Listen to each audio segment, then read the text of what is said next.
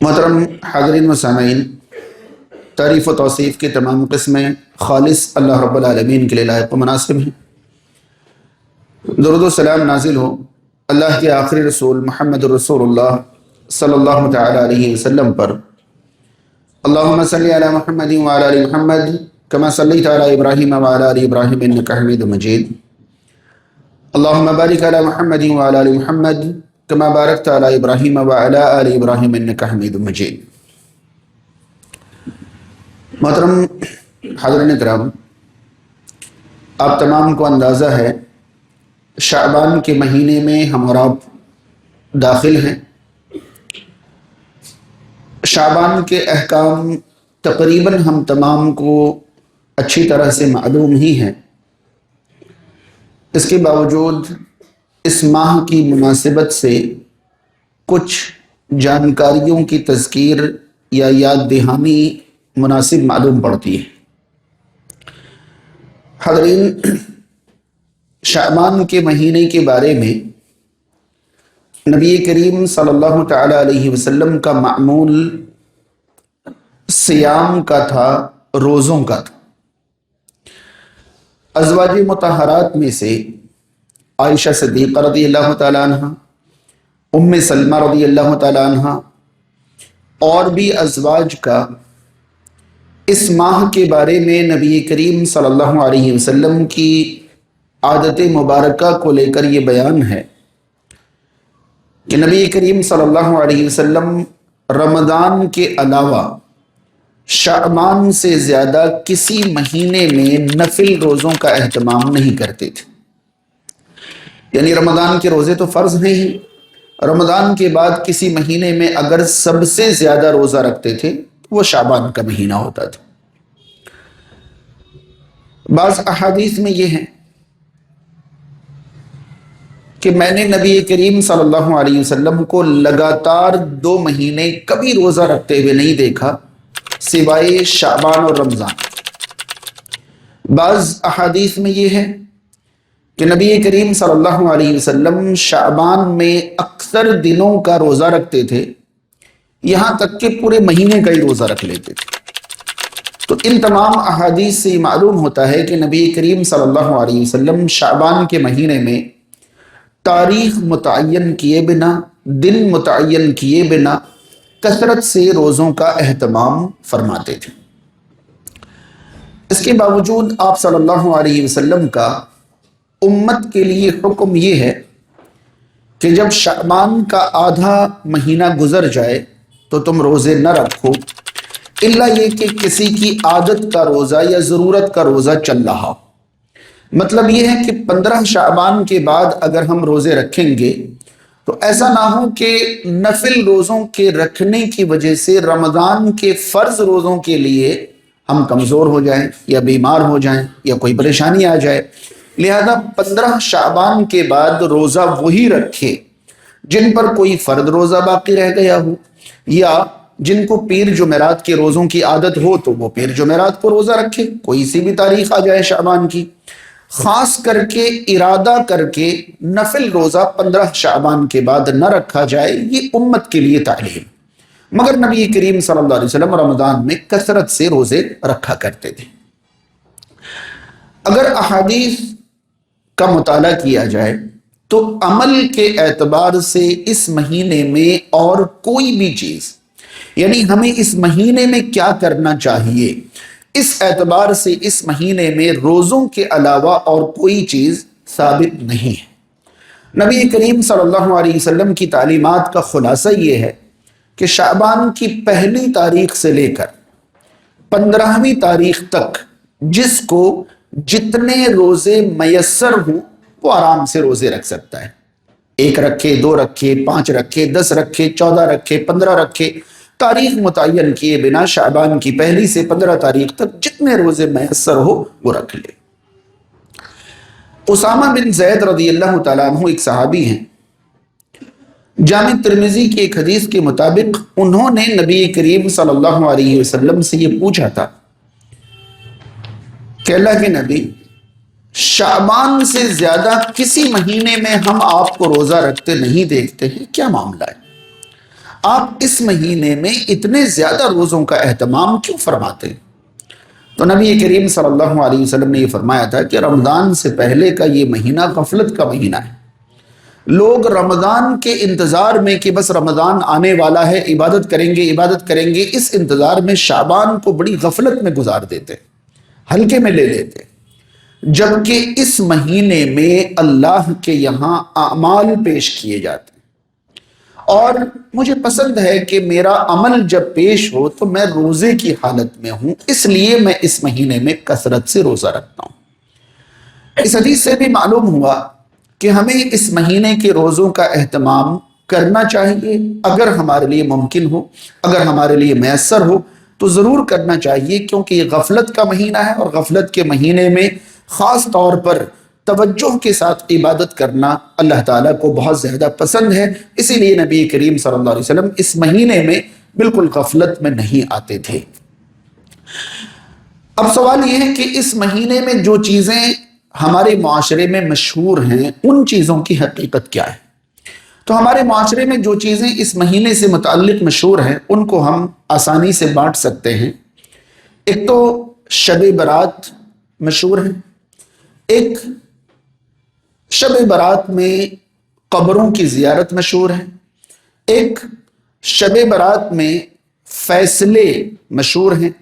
اور بعض علاقوں اور بعض سماج میں اس مہینے میں روحوں کی واپسی کا بھی عقیدہ ہے. ان تمام کو انتہائی مختصر انداز میں ہم سمجھنے کی کوشش کریں گے. سب سے پہلے یہ جان لیں کہ نصف شعبان یعنی شعبان کی 15ویں رات جو ہوتی ہے، 14 تاریخ گزرنے کے بعد جو رات آتی ہے وہ 15ویں رات آتی ہے. 15ویں رات کے بارے میں اتنی حدیثیں بنائی اور گڑھی گئی ہیں کہ بس اللہ تعالیٰ پناہ میں رکھے، اللہ تعالیٰ حفاظت میں رکھے. شاید آپ سب کو معلوم ہوگا کہ اس رات کو شب برات کہتے ہیں. اس رات کو شب برات کہتے ہیں.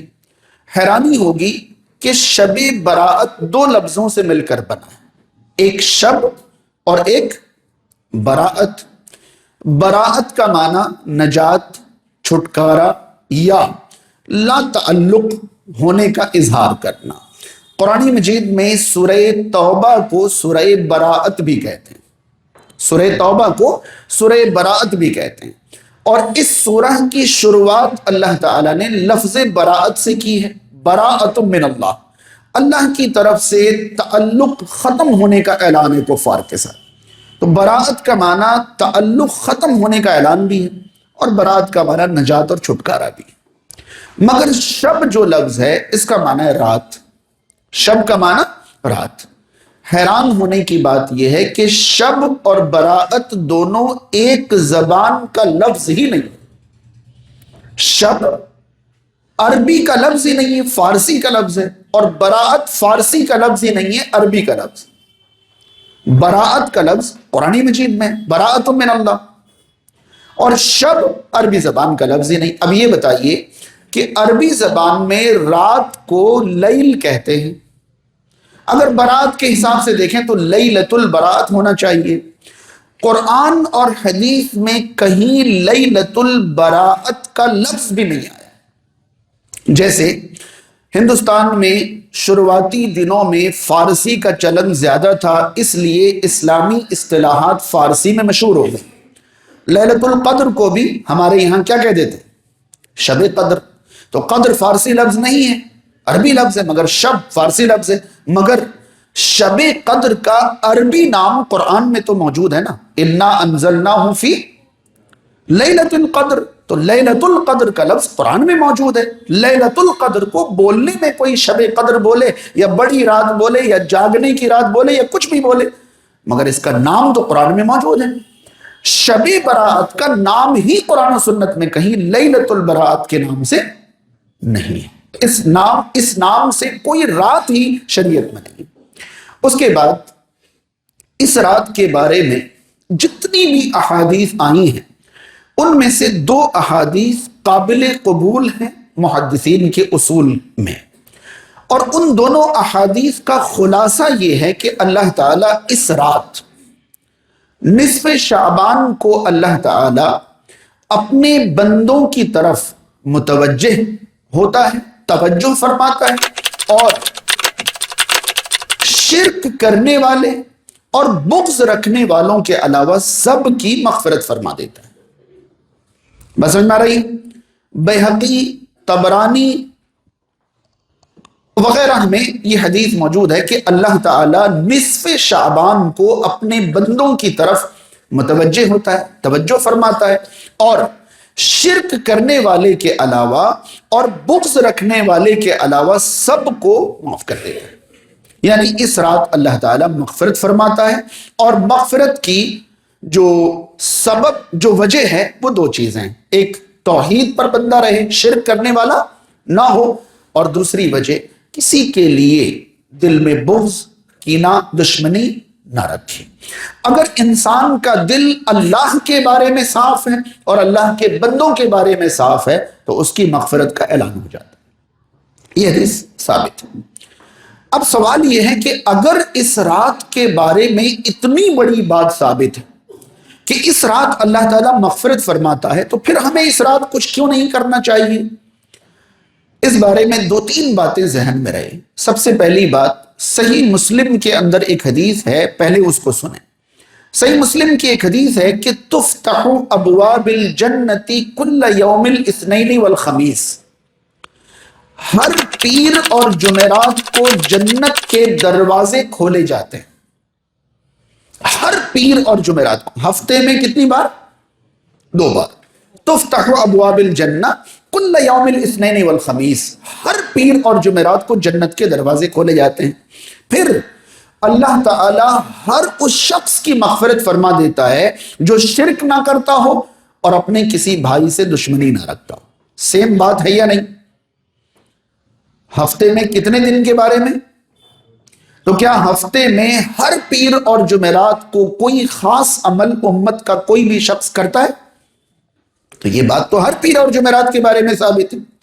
کہنے کا مطلب یہ ہے کہ شعبان کی رات کے بارے میں، نصف شعبان کے بارے میں جو بات ثابت ہے، اس بات سے فائدہ اٹھانے کے لیے اس رات کچھ کرنے سے فائدہ نہیں ہوگا۔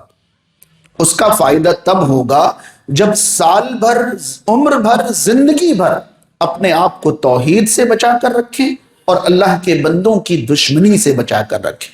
وہ اس رات جا کر کچھ بھی کرنے سے نہیں ہوگا۔ تو اس رات تو ہمیں یہ دیکھنا ہے کہ آج نصف شعبان کی رات آ رہی ہے، کہیں میں شرک میں مبتلا تو نہیں ہوں، کہیں کسی بھائی کے بارے میں میرے دل میں بغیر کسی شرعی وجہ کے، یاد رہے شرعی وجہ سے دشمنی نہیں مانی جاتی، بغیر کسی شرعی وجہ کے غیر ضروری حسد اور دشمنی اور بغاوت تو نہیں ہے۔ اگر یہ ہے تو مغفرت نہیں ہوگی۔ مگر اس رات لوگ شرک سے بچنے والوں کی مغفرت کی رات ہی لوگ شرک کرتے ہیں۔ بس سمجھ میں آ رہی ہے؟ اس رات محفلیں سجائی جائیں گی اور محفلوں میں، تقریروں میں شرک، نعتوں میں شرک، نظموں میں شرک اور تمام گفتگو میں شرک۔ غیر اللہ کو پکارا جائے گا اسی رات جس رات شرک سے بچنے والوں کی مغفرت ہوتی ہے۔ یہ کون سی مغفرت کا انتظام ہے؟ اور یہ سمجھتے ہیں کہ ہم اس رات کی مغفرت حاصل کرنے کی کوشش کر رہے ہیں۔ یاد رہے کہ اگر اس رات کچھ کرنے سے مغفرت حاصل ہوتی تو ہر پیر اور جمعرات کو وہی کرنا ہوتا، اور یہ نبی کریم صلی اللہ علیہ وسلم اور صحابہ کرام سے ثابت ہوتا۔ ایک چیز یہ ذہن میں رہے۔ اگلی چیز یہ کہ صحیح مسلم ہی کی حدیث ہے کہ نبی کریم صلی اللہ علیہ وسلم نے ایک عام حکم دیتے ہوئے یہ فرمایا ہے، جمعہ کی رات کو عبادت کے لیے اور جمعہ کے دن کو روزے کے لیے خاص نہ کیا کر۔ بس سمجھ میں آ رہی؟ جبکہ ہم سب جانتے ہیں کہ نبی کریم صلی اللہ علیہ وسلم کا فرمان ہی ہے کہ جمعہ کا دن ہفتے کی عید ہے۔ سب سے بہترین دن کون سا دن ہے؟ جمعہ کا دن ہے۔ مگر جمعہ کا دن سب سے بہترین ہونے کی وجہ سے تم باقی دنوں کو چھوڑ کر صرف اس دن روزہ رکھو، یہ اسلامی تعلیم نہیں ہے۔ یا صرف جمعہ کی رات کو تم قیام اور عبادت کرو، یہ اسلامی تعلیم نہیں۔ باقاعدہ صاف لفظوں میں منع ہے، لا تختصوا لیلۃ الجمعۃ بقیامها ولا یوم الجمعۃ بصیامها، جمعہ کی رات کو قیام کے ساتھ اور جمعہ کے دن کو صیام کے ساتھ خاص نہ کرو۔ صرف جمعہ کے دن ہم کبھی روزہ نہیں رکھ سکتے۔ ہاں کوئی خاص دن آ جائے، 10ویں محرم کا دن جمعہ کو آ جائے، رکھیں روزہ۔ عرفہ کا دن آ جائے جمعہ کو، رکھیں روزہ، کیونکہ ہم جمعہ کی وجہ سے نہیں بلکہ عرفہ کی وجہ سے، عاشورہ کی وجہ سے رکھیں۔ رمضان میں جتنے بھی جمعہ آتے ہیں ہم جمعہ کی وجہ سے نہیں، رمضان کی وجہ سے رکھ رہے ہیں۔ یا آپ جمعرات کو روزہ رکھیں، جمعہ کو روزہ رکھیں، کوئی مسئلہ نہیں۔ اب آپ جمعہ کی وجہ سے نہیں رکھ رہے ہیں، جمعرات کے ساتھ ملا لیے، یا جمعہ کے ساتھ ہفتہ کا روزہ رکھ لیں، کوئی مسئلہ نہیں، مگر صرف جمعہ کا روزہ رکھنے سے منع کیا۔ ایک بات غور سے سن کر سمجھیے، کسی دن اور رات کی فضیلت ثابت ہونا الگ چیز ہے، اور کسی دن اور رات کی عبادت ثابت ہونا الگ چیز ہے۔ جمعہ کا دن اور جمعہ کی رات کی فضیلت تو ثابت ہے، مگر جمعہ کا دن اور جمعہ کی رات کو الگ سے کوئی عبادت ثابت نہیں ہے، اور جو ثابت ہے وہ ہم کر رہے ہیں۔ آج جمعہ کا دن ہے، جمعہ کے دن جو عبادت ثابت ہے اسی کے لیے ہم اور آپ ابھی جمع ہیں۔ اس دن ہمیں ایک خطاب کے ذریعے تمام مومنوں کو جمع کرنا ہوتا ہے اور جمع ہو کر جمعہ کی نماز ادا کرنی ہوتی، یہ عبادت ثابت ہے، ہم کر رہے ہیں۔ مگر جمعہ کے دن کوئی اور عبادت جو کہ ثابت نہ ہو وہ ہم نہیں کر سکتے، صرف جمعہ کی وجہ سے۔ اب آگے چلیے، اس رات کے بارے میں مشہور ہے کہ اس رات نبی کریم صلی اللہ علیہ وسلم قبرستان تشریف لے گئے تھے، لہذا ہمیں بھی کیا کرنا چاہیے؟ قبرستان جانا چاہیے۔ یاد رہے، قبرستان جانا اتنا نازک اور پیچیدہ مسئلہ ہے کہ صحابہ کرام جیسوں کو شروع اسلام میں قبروں کی زیارت سے کیا کیا گیا تھا؟ منع کیا گیا تھا۔ یہ بات ذہن سے ہرگز نہ ہٹائیں کہ صحابہ جیسی جماعت کو بھی باقاعدہ شروع اسلام میں قبروں کی زیارت سے منع کر دیا گیا تھا۔ پتہ ہے کیوں؟ کیونکہ دنیا میں پہلا شرک ہی ان لوگوں سے محبت اور عقیدت کے نام پر شروع ہوا تھا جو دنیا سے جا چکے تھے۔ آئی بات سمجھ میں؟ جب ہم قبروں کی زیارت کرنے جائیں گے نا تو تمام مدفون ہماری دعا کے حقدار ہیں ایسا ہمیں نہیں لگے گا۔ کچھ ایسے بھی مدفون ہوں گے جن سے ہم خود کو کمتر سمجھیں گے، اور پھر ایسا لگے گا کہ بھائی ہم ان کے لیے دعا کریں یا ان سے دعا کروا لیں۔ بس معمولی سی چوک ہوگی کہ ہم دعا کریں یا کرائیں، بس شرک شروع ہو جائے گا۔ تو باقاعدہ صحیح مسلم کی حدیث ہے، کنت نہیتکم عن زیارت القبور الان فزوروها فانها تذکر الآخرہ، میں نے تمہیں قبروں کی زیارت سے روک رکھا تھا، اب تمہیں اجازت ہے قبروں کی زیارت کیا کرو، کیونکہ قبروں کی زیارت آخرت یاد دلاتی۔ سمجھ میں آ رہی بات؟ یعنی قبروں کی زیارت کا مقصد کیا ہونا چاہیے؟ اپنی آخرت کو یاد کرنا۔ اسی لیے آپ قبروں کی زیارت کی دعا پڑھ کر دیکھیے ترجمہ کے ساتھ، آپ پائیں گے یرحم اللہ المستقدمین منا والمستاخرین کا لفظ صحیح مسلم میں، ابھی تھوڑی دیر بعد وہ حدیث میں آپ کو بتاؤں گا انشاءاللہ۔ عائشہ صدیقہ رضی اللہ تعالیٰ عنہ نے پوچھا کہ اگر ہم قبروں کی زیارت کریں، یعنی مسلمان اگر قبروں کی زیارت کریں تو کیا پڑھیں؟ آپ نے فرمایا آپ پڑھو السلام علیکم اہل الدیار من المؤمنین والمسلمین، مومنوں اور مسلمانوں کے گھر والوں تم پر سلامتی۔ یرحم اللہ المستقدمین منا والمستاخرین، ہم میں سے جو آگے جا چکے ہیں ان پر بھی اور جو پیچھے رہ گئے ہیں ان پر بھی اللہ تعالیٰ کیا کرے؟ رحم فرمائے۔ یرحم اللہ، سمجھ پا رہے؟ اس کے بعد انا انشاء اللہ بکم لاحقون، ہم بھی انشاءاللہ تم ہی سے ملنے والے۔ آپ نے دعا پر غور کیا کہ اس دعا میں یہ سکھایا جا رہا ہے کہ آپ جائیں ان کی سلامتی کے لیے ایک دعا تو کریں، مگر خود کو وہیں پہنچانے کے تصور سے خالی واپس نہ آئیں۔ یاد رہے آپ ان سے کہہ کر آئیے کہ تم جا چکے ہو، ہم یہی رہنے والے نہیں ہیں، ہمیں بھی آنا ہے۔ یہی تو مقصد ہے زیارت قبر کا۔ بس سمجھ رہے؟ اس کے علاوہ بھی دعائیں جو ثابت ہیں ان میں بھی آپ دیکھیے السلام علیکم اہل الدیار من المؤمنین، اسأل اللہ لنا ولکم العافیہ انتم سلفنا ونحن بالاسر. مومنوں کے گھر والوں تم پر سلامتی ہو، ہم تمہارے اور اپنے لیے اللہ سے عافیت چاہتے ہیں، تم جا چکے، ہم پیچھے سے آ رہے ہیں. یہی تو الفاظ ہیں، یہی تو مقصد قبروں کی زیارت کا، کہ آپ قبروں کی زیارت کریں تو یہ نہیں کہ اپنی حیات لمبی کرانے کے لیے، اپنی دولت بڑھانے کے لیے، اپنی قسمت بدلوانے کے لیے. جی نہیں، وہاں جائیے اور کہیے کتنے دن کی دنیا ہے، تم جا چکے ہو، پیچھے سے ہم بھی. یہ ہے مقصد قبروں کی زیارت کا. تو پہلی بات تو یہ ذہن میں رہے کہ قبروں کی زیارت اتنا نازک مسئلہ ہے کہ شروع اسلام میں تو صحابہ تک کو روکا گیا تھا، بعد میں اجازت دی گئی کہ جاؤ اب زیارت کر لیا کرو، مگر آخرت کی یاد کرنے کے لیے. ٹھیک. اب نبی کریم صلی اللہ علیہ وسلم شعبان کی آدھی رات یعنی نصف شعبان کی رات کو قبرستان تشریف لے گئے تھے.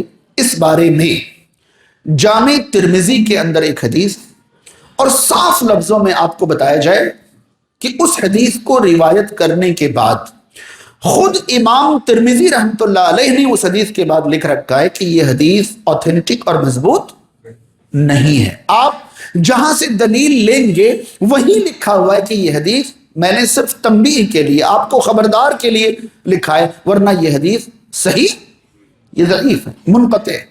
بلکہ انہوں نے اپنے استاذ امام بخاری رحمۃ اللہ علیہ کا حوالہ دیا اور یہ کہا ہے کہ میرے استاذ امام بخاری اس حدیث کو کیا کہتے تھے؟ ضعیف کہتے تھے. امام ترمذی نے خود بیان کر رکھا ہے. اس حدیث کے اندر جو واقعہ بیان کیا گیا ہے کہ نبی کریم صلی اللہ علیہ وسلم نصف شعبان کو قبرستان تشریف لے گئے، عائشہ صدیقہ رضی اللہ عنہا نے پیچھا کیا. بعد میں آپ صلی اللہ علیہ وسلم نے بتایا کہ آج نصف شعبان کی رات ہے اور آج فلاں فلاں ہوتا ہے. تو جس حدیث میں عائشہ صدیقہ رضی اللہ تعالی عنہا سے چھپ کر قبرستان جانے کی بات ہے، اس حدیث کو محدثین نے مضبوط اور صحیح نہیں مانا ہے. مگر یہی واقعہ صحیح مسلم میں صحیح اور مضبوط سند کے ساتھ وہ اوتھینٹک ہے. فرق یہ ہے کہ وہاں نصف شعبان کی تاریخ کا ذکر نہیں. وہاں جو حدیث ہے صحیح مسلم کے اندر جو حدیث ہے وہ اس طرح ہے کہ ایک رات نبی کریم صلی اللہ علیہ وسلم نے اپنے جوتے سرہانے رکھے، جو بچھایا اسی کو اوڑھ کے ایسے لیٹ گئے جیسے تھوڑی دیر میں اٹھنے والے ہیں، کوئی تو پلاننگ ہے، ایسے لیٹ گئے. عائشہ صدیقہ رضی اللہ تعالیٰ عنہ فرماتی. پھر جب میں لیٹی تھوڑی دیر ہو گئی تو آپ صلی اللہ علیہ وسلم کو لگا کہ شاید میں سو گئی ہوں. آپ چپکے سے اپنے جوتے اٹھائے، چادر اٹھائے اور آپ باہر نکل گئے، دروازہ کھول کر چپکے سے بند کر دیا. میں سو نہیں رہی تھی، میں بھی پیچھے پیچھے نکلی گئی. میں نے دیکھا کہ آپ صلی اللہ علیہ وسلم سیدھا بقیع الغرقد پہنچے، مدینہ کا قبرستان، وہاں پہنچے، بقیع پہنچے. آپ صلی اللہ علیہ وسلم نے ان کے لیے دعائیں کی. پھر دعاؤں کے بعد آپ واپس آنے لگے. جب آپ واپس آنے لگے تو میں ان سے پہلے چلنے لگی، کہیں مجھے دیکھ نہ لیں. اللہ کے نبی صلی اللہ علیہ وسلم تھوڑا تیز چلنے لگے، میں بھی تیز چلنے لگی. آپ ہلکے ہلکے دوڑنے لگے، میں بھی دوڑنے لگی. آپ تیز دوڑنے لگے، میں بھی تیز دوڑنے لگی. پھر آپ سے پہلے میں اپنے کمرے میں آ گئی، لیٹ گئی. بس میں لیٹی تھی، پیچھے سے آپ صلی اللہ علیہ وسلم آئے. کیا بات، سانس کیوں پھول رہی ہے؟ کچھ نہیں کچھ نہیں. بالکل حدیث کے الفاظ ایسی، کچھ نہیں کچھ نہیں. اور آج تک ہم سب کو پتا ہے جب کسی کو آپ پوچھیں اور ان کو نہیں بتانا ہو تو جواب یہی ہوتا ہے. کیا ہوتا ہے؟ کچھ نہیں کچھ نہیں کہا. تو نبی کریم صلی اللہ علیہ وسلم نے فرمایا کہ تم بتا رہی ہو یا اللہ تعالیٰ کو بتانا پڑے گا؟ تب وہ کہتے ہیں کہ پھر میں نے سب کچھ بتا دیا. نبی کریم صلی اللہ علیہ وسلم نے پہلے تو یہ فرمایا کہ تم نے یہ سوچا کیسے، تم نے یہ سوچا کیسے کہ اللہ کے رسول صلی اللہ علیہ وسلم تم سے کوئی خیانت کریں گے، کیسے سوچا؟ پھر آپ نے فرمایا کہ دراصل جبریل آئے تھے، انہوں نے تم سے چھپا کر مجھے آواز دی تھی اور یہ کہا کہ اللہ کا حکم ہے کہ آپ جائیں اور بقی والوں کے لیے مغفرت کی دعا کریں. یہ اللہ نے آپ کو حکم دیا ہے. اس لیے مجھے دو باتوں کا خیال آیا. پہلی یہ کہ میں چلا جاؤں اور تم جاگ رہی ہو تو کہیں تمہیں وحشت نہ لگے، کہیں تمہیں اکیلا پن محسوس نہ ہو، اس لیے میں نے سوچا کہ پہلے تم سو جاؤ پھر میں چلا جاؤں. دوسری بات، جبریل امین نے مجھے چھپا کے حکم دیا، اس لیے میں نے تم کو بتانا نہیں چاہا، میں نے تمہیں بتائے بنا. یہ دونوں باتیں تھیں. پسند آ رہی ہیں؟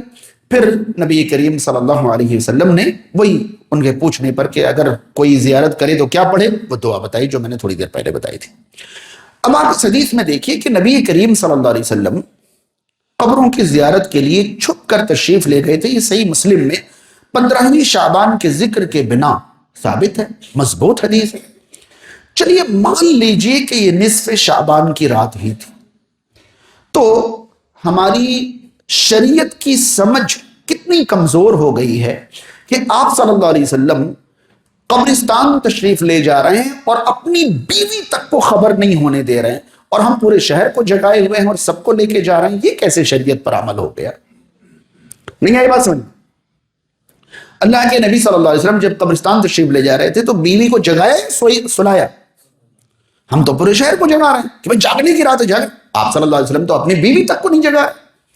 اچھا پورا شہر سو رہا تھا یا جاگ رہا تھا؟ سو رہا تھا، کیونکہ عائشہ صدیقہ چپکے سے گئی، واپس آئی، کہیں کسی کا ذکر نہیں ہے. بلکہ آپ صلی اللہ علیہ وسلم نے جب واپس آ کر پوچھا کیا بات ہے، سانس کیوں پھول رہی ہے، تو جب انہوں نے سارا واقعہ بتایا تو آپ نے کہا اچھا مجھے اپنے سامنے ایک سایہ دکھائی دے رہا تھا، وہ تم ہی تھی.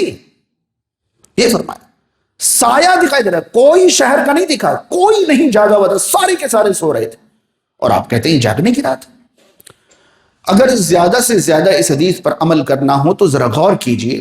انہوں نے وجہ بتائی کہ مجھے جبریل علیہ السلام نے آ کر کہا کہ اللہ تعالیٰ نے آپ کو حکم دیا کہ آپ جا کر ایسا کریں. ہم میں سے کن کے پاس جبریل آتے ہیں اور کن کو حکم دے کر گئے؟ پھر بھی اگر کوئی عمل کرنا چاہے تو شہر قاضی صاحب رات کو 1, 1:30, 2 بجے اکیلے جائیں اور زیارت کر کے آئیں کہ میں نبی کریم صلی اللہ علیہ وسلم چپکے سے اکیلے گئے تھے. بھائی شہر کے جو سب سے با اثر اور امام ہوں، قاضی ہوں، مفتی ہوں، جو شہر قاضی، شہر امام، شہر مفتی، وہ اکیلے جائیں تو دعائیں کر کے آئیں قبرستان میں لوگوں کی. مگر وہاں تو ایک ہی قبرستان تھی، انہیں تو سارے قبرستان میں جانا پڑیں گے. بہرحال اس رات قبرستان جانا شریعت کی تعلیمات میں سے نہیں ہے. اوپر سے ظلم اور ستم یہ کہ اس رات قبرستان جایا جاتا ہے اور قبروں کو روشن کیا جاتا ہے. دیکھیں گے آپ ابھی کچھ دن بعد تمام قبریں کمکموں سے، لائٹوں سے روشن کر دیا جائے گا. کیا لگتا ہے آپ کو قبروں کے اوپر کی روشنی اندر پہنچ جائے گی؟ نہیں. قبروں کے اندر تو روشنی عمل سے ہوتی ہے، اور وہ اس دن باہر والوں کے عمل سے اندر روشنی نہیں ہوگی. وہ تو قبر کے اندر جو ہے ان کے اعمال روشنی کریں گے. اور قبروں کے اندر روشنی صرف اس رات نہیں چاہیے، انہیں تو ہر رات چاہیے.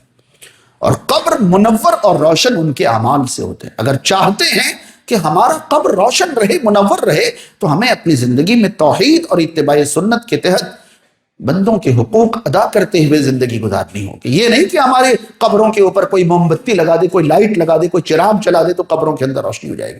کہاں سے آئے قبروں کو روشن کرنے، اوپر روشن کرنے کا طریقہ؟ یہ تو نبی کریم صلی اللہ علیہ وسلم کا دیا ہوا نہیں ہے.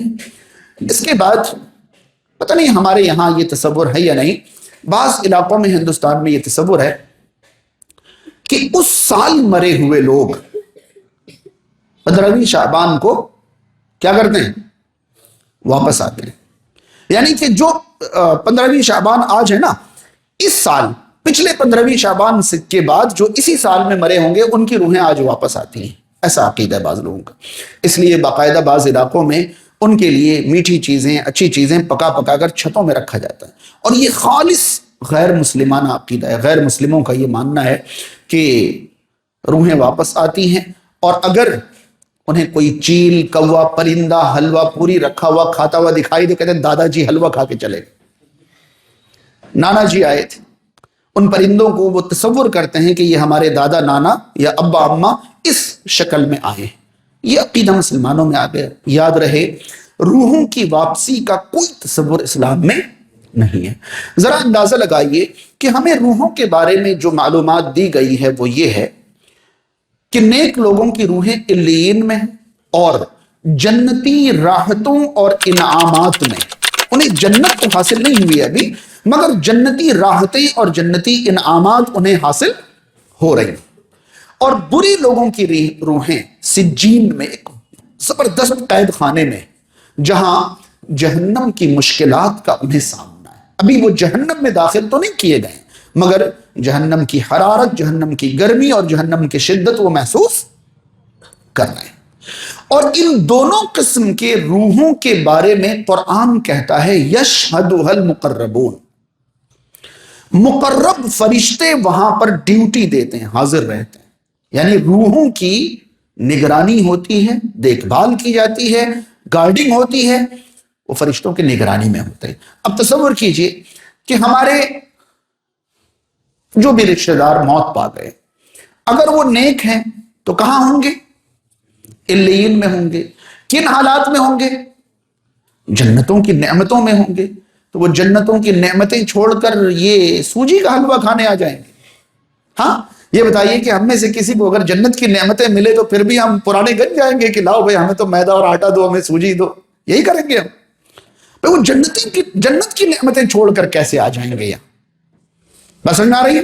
اور اگر وہ بری روحیں سجین میں، سجین کا معنی ہی قید خانہ ہوتا ہے، عرب جو لوگ رہے وہ جانتے ہوں گے کیا کہتے ہیں قید خانے کو؟ سجن۔ صحیح مسلم کی حدیث ہے کہ دنیا مومنوں کا سجن ہے، قید خانہ ہے، اور کفار کی جنت۔ الدنیا سجن للمؤمن و جنت للکافر۔ تو سجین میں جن کی روح ہے، قید خانے سے قیدی آرام سے اپنی مرضی سے کہیں بھی چلے جاتے ہیں؟ نہیں، قید خانے کا مطلب یہ ہے کہ وہاں قیدی اپنی مرضی سے کہیں، اگر وہ بری روحیں اور سجین میں ہے تو وہ روحیں اپنی مرضی سے آ کیسے جاتی ہیں؟ وہ بھی اچھی اچھی بنی ہوئی چیزیں کھانے کے لیے؟ جی نہیں، انہیں آنے کی اجازت نہیں ہے اور نیک آئیں گے نہیں۔ روحوں کی واپسی کا کوئی تصور اسلامی نہیں ہے۔ شعبان کے بارے میں ایک آخری تصور اچھی طرح سے ذہن نشین کریے اور سمجھ لیجئے۔ بعض لوگوں کا ماننا یہ ہے کہ لیلۃ البراءت جو ہے، یہ شب برات جو ہے، یہ رات فیصلوں کی رات۔ کس چیز کی؟ فیصلوں کی رات۔ یقین مانیں،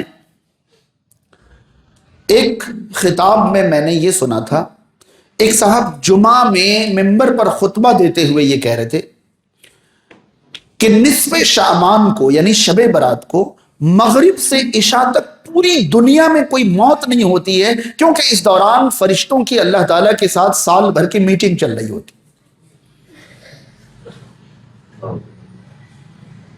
بس سمجھ میں آ رہی؟ یہ میں نے اپنی کانوں سنا ہے۔ اب اندازہ لگائیے کہ سوال یہ ہے کہ کہاں کی مغرب اور عشاء کے درمیان؟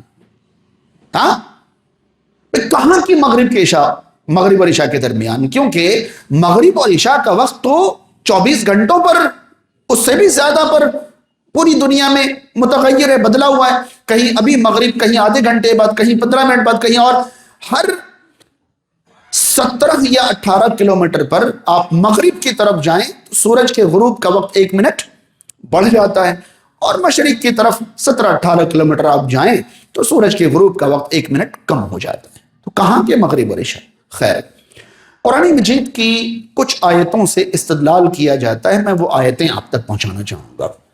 سورہ دخان 25ویں پارے میں اس کی شروعات ہے، حامیم والکتاب المبین، واضح کتاب کی قسم، انا انزلناہ فی لیلۃ مبارکۃ انا کنا منذرین، بے شک ہم نے اس قرآن کو، اس کتاب مبین کو ایک برکت والی رات میں نازل کیا ہے، اور ہم اس کتاب کے ذریعے دنیا والوں کو برے انجام سے ڈرانا چاہتے ہیں۔ ٹھیک، فیہا یفرق کل امر حکیم، اسی رات، جس رات ہم نے یہ برکت، جس رات ہم نے یہ کتاب مبین نازل کی ہے، اسی رات مضبوط کام تقسیم کیے جاتے ہیں۔ فیہا، اسی رات، یفرق، بانٹے جاتے ہیں، فرق کیے جاتے ہیں، کل امر حکیم، تمام حکمت والے کام، یعنی تمام مضبوط کام، حکمت والے کام اس رات بانٹے جاتے ہیں، تقسیم کیے جاتے ہیں۔ امرا من عندنا، ہماری طرف سے یہ حکم ہوتا ہے، انا کننا مرسلین، اور ہم ہی یہ حکم دے کر بھیجنے والوں کو بھیجتے ہیں۔ کن کو بھیجتے ہیں؟ یہ بھیجنے والوں سے مراد یہ حکم دے کر ہم ہی فرشتوں کو بھیجتے ہیں۔ ٹھیک یہی بات اللہ رب العالمین نے سورۃ القدر، یہ سورہ دخان کی آیتیں تھی، سورۃ القدر میں اللہ تعالیٰ نے اس طرح فرمایا ہے، تنزل الملائکۃ والروح فیہا من کل امر، سارے حکم لے کر اس رات فرشتے اور جبریل امین اترتے ہیں۔ سمجھ رہے ہیں؟ تو اس رات کام تقسیم ہوتے ہیں، کام بانٹے جاتے ہیں۔ کس رات؟ جس رات اللہ نے قرآن نازل کیا ہے۔ اور قرآن جس رات نازل کیا ہے وہ رات کون سے مہینے میں ہے، اس بارے میں سورہ بقرہ کی آیت نمبر 185 ہے، شہر رمضان الذی انزل فیہ القرآن، رمضان وہ مہینہ ہے جس میں قرآن نازل کیا گیا۔ تو جس رات قرآن نازل ہوا وہ رات تو شعبان میں ہے ہی نہیں، وہ رات تو کہاں ہے؟ رمضان میں۔ اور رمضان کی وہ مبارک رات کون سی ہے؟ اس پر اللہ نے پوری سورت نازل فرما دی، انا انزلناہ فی لیلۃ القدر وما ادراک ما لیلۃ القدر لیلۃ القدر خیر من الف شہر۔ بھلا کون کہے گا کہ یہ لیلۃ القدر رمضان کی آخری عشرے کی راتوں میں سے کوئی ایک رات کے علاوہ بھی کوئی رات ہے؟ یہ کون کہے گا؟ تو رمضان میں آخری عشرے کی کسی رات میں قرآن کے نزول کا آغاز ہوا تھا، شروعات ہوئی تھی۔ اسی رات اللہ رب العالمین سال بھر کے کام فرشتوں کو تقسیم فرماتا ہے۔ بات سمجھ رہے؟ میں نے اس پر تفصیلی خطبہ پہلے بھی پیش کیا ہے کہ اللہ تعالیٰ کے فیصلے جو قدر کہلاتے ہیں، جو تقدیر کہلاتے ہیں، اس کی الگ الگ قسمیں۔ ایک تقدیر ازلی ہے، ذرا اس کو ریپیٹ کر لیں، میں نے کئی بار آپ تک یہ بات پہنچائی ہے۔ ایک تقدیر ازلی ہے، اللہ نے ایک بار تمام چیزوں کے پیدا کرنے سے پہلے ہی تمام چیزوں کا مقدر طے کر دیا، لکھ دیا، ٹھیک ہے؟ ابو داؤد کی حدیث ہے، اللہ تعالیٰ نے سب سے پہلے قلم پیدا کیا اور قلم سے کہا لکھو۔ قلم نے کہا کیا لکھو؟ اللہ نے فرمایا کہ جو کچھ ہو چکا ہے، جو کچھ ہونے والا ہے، سب لکھ دو، ٹھیک ہے؟ تو قلم نے لکھ دیا۔ اور یہ صحیح مسلم کی حدیث کے مطابق مخلوقات کی پیدائش کے 50,000 سال پہلے اللہ نے لکھوا دیا ہے۔ یہ تقدیر ازلی ہے، ہمیشہ کی ایک تقدیر لکھ دی گئی۔ اس کے بعد ایک تقدیر اجلی ہوتی ہے، میں نے پہلے بتایا ازلی، زا سے، ازل کا معنی ہمیشہ ہوتا ہے اور اجل کا معنی موت کا وقت ہوتا ہے۔ ایک تقدیر اجلی یعنی پوری زندگی کی تقدیر۔ صحیح بخاری کی حدیث ہے، جب انسان ماں کے پیٹ میں 4 مہینے کا ہوتا ہے، کتنے مہینے کا؟ 4 مہینے کا، یعنی 4 مہینے کا جب حمل ہوتا ہے تو اللہ تعالیٰ فرشتے سے کہتا ہے جاؤ اس کے اندر روح ڈال دو اور اس کی زندگی لکھ دو، ٹھیک؟ تو وہ جو اس کی زندگی لکھی جاتی ہے وہ پہلے ہی لوح محفوظ میں لکھی ہے، وہاں سے الگ کر کے اب اس کا الگ پرچہ بنا دیا جاتا ہے کہ ان کی زندگی کا پرچہ یہاں سے شروع ہوگا۔ اسے تقدیر اجلی کہتے ہیں، زندگی بھر کی، ایک ہمیشہ کی تقدیر ہے، ایک زندگی، جب جس کی زندگی شروع ہوگی۔ نطفہ ماں کے پیٹ میں 40 دن نطفہ رہتا ہے، پھر 40 دن وہ خون کا لوتھڑا، اگلے 40 دن وہ گوشت کا لوتھڑا، تمام شکلیں اس دوران بنتی ہیں، پھر اس کے اندر 120 دنوں میں 4 مہینوں میں روح ڈال دی جاتی ہے اور اس کی عمر بھر کی تقدیر لکھی جاتی ہے۔ اور تقدیر کی تیسری قسم حولی، جو سال بھر کے فیصلے ہوتے ہیں۔ ابن عباس رضی اللہ تعالیٰ عنہ فرماتے ہیں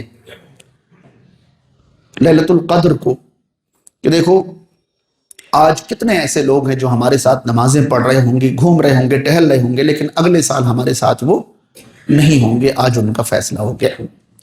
تو سال کی وہ رات جس میں لیلۃ القدر ہوتی ہے، اللہ تعالیٰ سال بھر کے فیصلے فرشتوں کو تقسیم کرتا ہے، یہ تقدیر حولی۔ پھر اس کے بعد اللہ تعالیٰ نے جو فیصلے ازل کے لیے کیے ہیں، اجل کے لیے کیے ہیں اور سال بھر کے لیے کیے ہیں، ان فیصلوں کو آگے پیچھے کرنے کا اختیار اللہ کا ختم نہیں ہو جاتا۔ سورہ رحمان کہتا ہے کل یوم ہوا فی شان، وہ ہر دن اپنے ایک الگ انداز میں۔ تو جس دن وہ جو فیصلہ کرنا چاہے وہ تقدیر یومی ہے، وہ ہر دن فیصلے کرتا ہے، ہر سال فیصلے کرتا ہے، ہر زندگی کی شروعات پر فیصلے کرتا ہے اور کائنات کی شروعات سے پہلے وہ فیصلے کر چکا ہے۔ یہ تقدیر کی قسمیں ہیں۔ تو فیصلے اس رات نہیں بلکہ لیلۃ القدر کی رات ہوتی ہے۔ اللہ تعالیٰ ہم تمام کو قرآن و سنت کی روشنی میں زندگی گزارنے کی توفیق عطا فرمائے، اسلامی تعلیمات کے مطابق زندگی گزارنے کی توفیق عطا فرمائے، ماہ شعبان کو جس قدر میسر ہو سکے روزوں میں گزارنے کی توفیق اللہ تعالیٰ عطا کرے۔ اللہ تعالیٰ ہمیں توحید پر قائم رکھے، آپس میں الفت و محبت کی زندگی گزارنے کی توفیق عطا فرمائے۔ اللہ تعالیٰ ہمیں شرک و بدعات سے بچا کر رکھے، آپسی دشمنی سے محفوظ رکھے۔ سماج اور معاشرے میں جو بیمار ہیں، پتہ نہیں بیماریوں کا سیزن چل رہا ہے، کئی بھائیوں کی طرف سے گزارشات آئی ہیں اور کافی ایسے لوگ بھی ہوں گے جن کے یہاں بیماریاں ہوں گی مگر وہ گزارش نہیں کر پائے ہیں۔ ہمارے ایک بھائی نے اپنی والدہ کے لیے، ہمارے ایک بھائی نے اپنے بھائی کے لیے، ہمارے ایک بھائی نے اپنے چھوٹے سے بچے کے لیے، اور بھی کئی لوگوں نے الگ الگ گزارشات کی ہیں، ان سب کے لیے دعا کریں، اور جن کی گزارش نہیں آئی ہے ان کے لیے بھی دعا کریں کہ اللہ تعالیٰ معاشرے کے ہر مریض کو مکمل جلد سے جلد شفا عطا فرمائے، صحت اور تندرستی عطا فرمائے۔